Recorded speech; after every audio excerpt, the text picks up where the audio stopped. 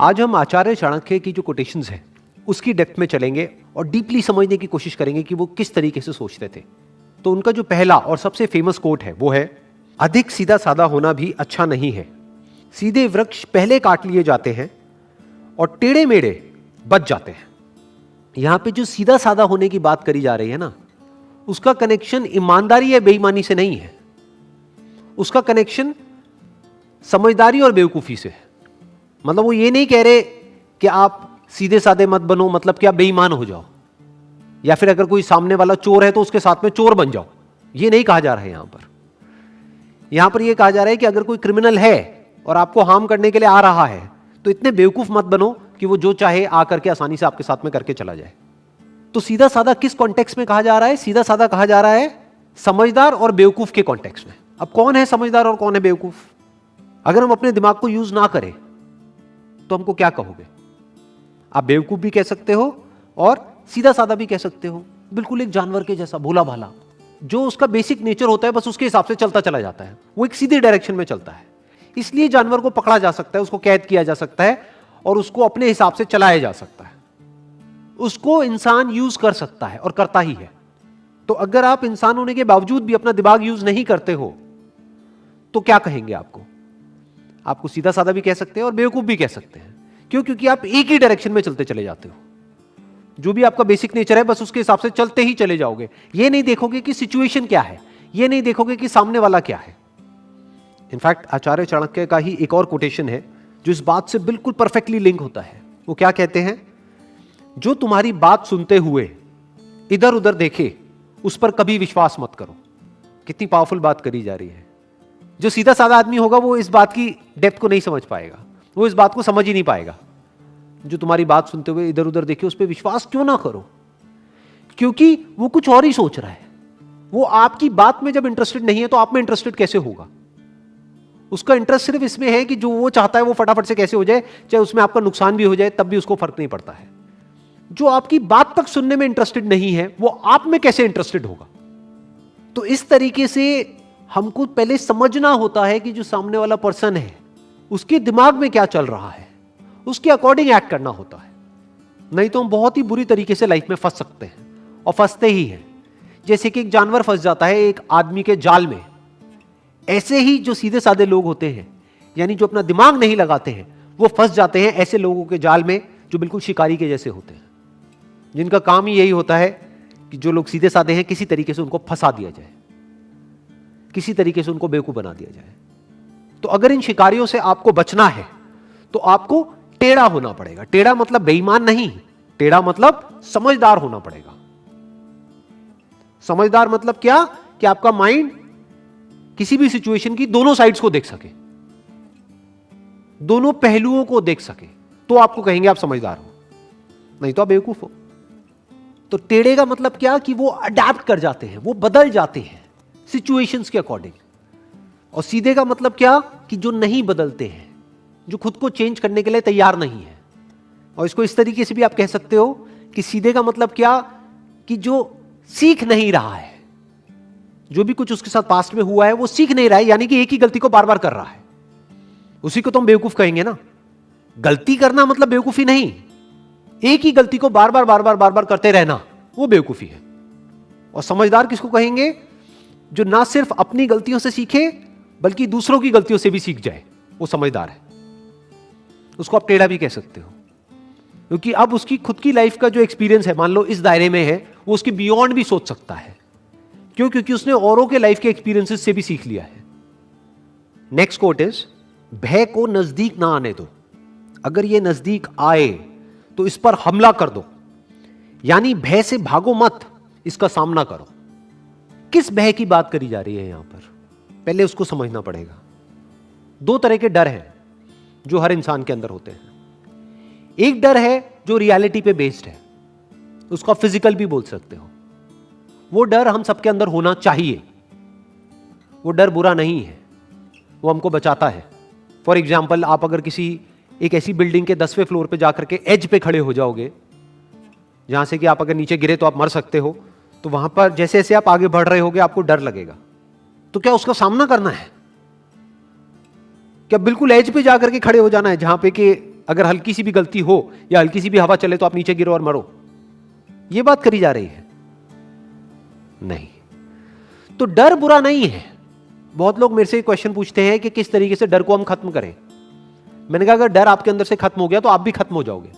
जब आप एक रेड लाइट जंप करने वाले होते हो और सामने कोई पुलिस वाला नहीं होता है तो आपको यह डर नहीं होता है कि कोई पुलिस वाला पकड़ लेगा।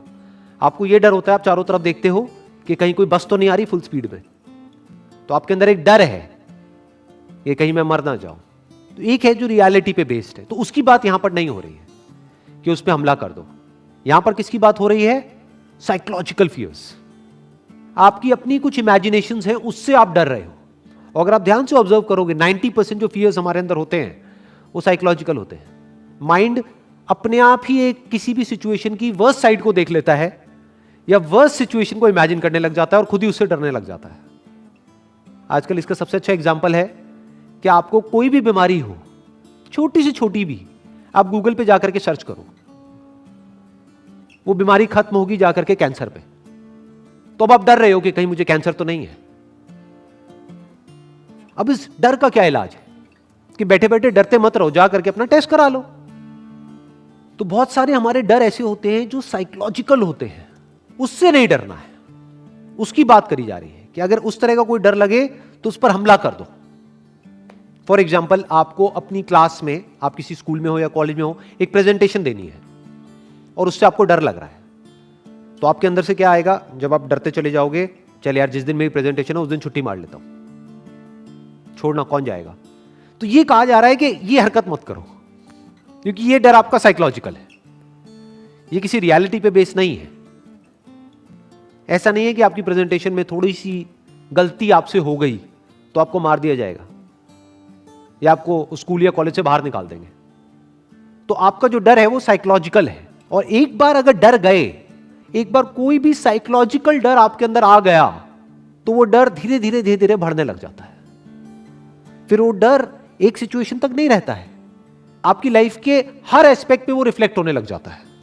लेकिन अगर उसी वक्त आप उसका सामना कर लो और उसको वहीं पे खत्म कर दो तो हमेशा के लिए वो डर आपके अंदर से गया। तो डर का क्या इलाज है? Action, immediate action. For example, आपके अंदर पानी का डर है, डूबने का डर है, तो शुरुआत करो ना कम गहरे पानी से। गहरे पानी से दूर रहो, कोई बात नहीं, बट उसको फेस करो। अगर नहीं आती है स्विमिंग और पानी का इतना ही डर है तो तैरना सीख जाओ। इससे क्या होगा? आप सिर्फ तैरना नहीं सीखोगे। आपको लग रहा है आपको सिर्फ पानी में तैरना आ रहा है, अरे ना भाई, आपको जिंदगी में तैरना आ रहा है। क्योंकि जिस तरह से आपने यहां पर अपने डर को कॉन्कर किया, फ्यूचर में भी अगर कोई सिचुएशन आएगी तो आपको पता होगा कि अपने डर को कॉन्कर कैसे करना है। यानी कि अगर कोई भी किसी भी तरह का साइकोलॉजिकल डर आपके अंदर आए तो छोटे से छोटा स्टेप उठाओ और उस डर को वहीं पे जड़ से खत्म कर दो और धीरे धीरे उस स्टेप को बड़ा करते चले जाओ। तब तक बड़ा करते चले जाओ जब तक कि वो जो आपका एक्शन है वो उस डर से बहुत बड़ा ना हो जाए। नेक्स्ट कोट इज, गलत दिशा में बढ़ रही भीड़ का हिस्सा बनने से बेहतर है सही दिशा में अकेले चले। In more than 99% of the cases भीड़ गलत डायरेक्शन में ही बढ़ रही होती है। भीड़ यानी कि मासेस, वो सही डायरेक्शन में कभी बढ़ ही नहीं सकते। क्यों? क्योंकि मासेस एक्ट कैसे करते हैं, कभी सोचा है? वो एक्ट करते हैं पास्ट के बेस पे, ये हुआ था तो ऐसा ही होना चाहिए। तो अगर आप एक ऑर्डिनरी लाइफ चाहते हो तो भीड़ का हिस्सा बन सकते हो, उसमें कोई बुराई नहीं है। लेकिन अगर कुछ एक्स्ट्रा ऑर्डिनरी करना चाहते हो तो उसके लिए भीड़ से अलग चलना ही पड़ेगा, there is no other way. तो क्या कहा जा रहा है कि गलत दिशा में बढ़ रही भीड़ का हिस्सा बनने से बेहतर है सही दिशा में अकेले चले। तो गलत दिशा क्या है और सही दिशा क्या है? हम बिजनेस की बात करें या जॉब्स की बात करें, किसी भी काम की बात करें, गलत दिशा क्या है और सही दिशा क्या है? गलत दिशा वो है जहां पर डिमांड कम हो, जो भी आप काम कर रहे हो उसकी, आपके प्रोडक्ट्स की, आपकी सर्विसेज की, या आपकी, अगर आप एक जॉब कर रहे हो तो आपकी डिमांड, जहां पर डिमांड कम हो और सप्लाई बहुत ज्यादा हो। तो कंपटीशन ज्यादा हो गया, कंपटीशन ज्यादा हो गया तो स्ट्रेस ज्यादा हो गया। तो ये क्या है? गलत दिशा। सही दिशा क्या है? जहां पर डिमांड बहुत ज्यादा हो, सप्लाई बहुत ही कम हो, तो आपको रिटर्न भी ज्यादा मिलेगी। डिमांड ज्यादा, सप्लाई कम, यानी जरूरत है वो काम करने वाले लोगों की, लेकिन बहुत ही कम लोग हैं जो अभी उसमें एक्सपर्ट हैं, या अभी उसमें क्वालिफाइड हैं, या अभी उसमें प्रोफेशनल हैं। बहुत ही कम लोग हैं। तो इन कम लोगों की डिमांड बहुत ज्यादा रहेगी और सप्लाई बहुत ही लिमिटेड रहेगी। क्यों? क्योंकि भीड़ से कुछ अलग कर रहे हैं। इनफैक्ट जो ये गलत दिशा है जिसमें भीड़ आगे बढ़ रही होती है, वो हमको सही लग रहा होता है, लेकिन 10-20 साल बाद जाकर के समझ आता है कि ये गलत था, लेकिन तब तक बहुत देर हो चुकी होती है। और मजे की बात क्या है, ये जो सही दिशा है ये हमको आज गलत लग रही होती है, हमें भी, हमारे आसपास में लोगों को भी, लेकिन फ्यूचर में जाकर के समझ आता है कि ये तो सही दिशा थी। एक तरफ सिक्योरिटी है, सिक्योरिटी कहां है? भीड़ के साथ में। और ग्रोथ कहां है? अकेले चलने में। तो चॉइस आपकी है कि आपको सिक्योरिटी चाहिए या ग्रोथ चाहिए, कंफर्ट चाहिए या चैलेंजेस चाहिए। हां, अगर हमको अपने एक्चुअल पोटेंशियल को डिस्कवर करना है तो कोई चॉइस नहीं है, अकेले चलना ही पड़ेगा। नहीं तो भीड़ के साथ में तो एडजस्ट करना पड़ेगा। भीड़ के साथ में आपको उनकी चाल को मैच करना पड़ेगा। जैसे भेड़ चाल होती है तो ना आप तेज चल सकते हो ना धीरे चल सकते हो, उन्हीं की चाल को मैच करना पड़ेगा। जिस डायरेक्शन में वो जा रहे हैं उसी डायरेक्शन में जाना पड़ेगा। बट अकेले चलने में डायरेक्शन आपके हाथ में, चाल आपके हाथ में। तो अब आपकी ग्रोथ को आप खुद भी प्रेडिक्ट नहीं कर सकते, कोई लिमिट ही नहीं है। तो अब भीड़ का हिस्सा बनना है या अकेले चलना है, ये चॉइस आपके हाथ में है। Wish you all the best. Thank you so much.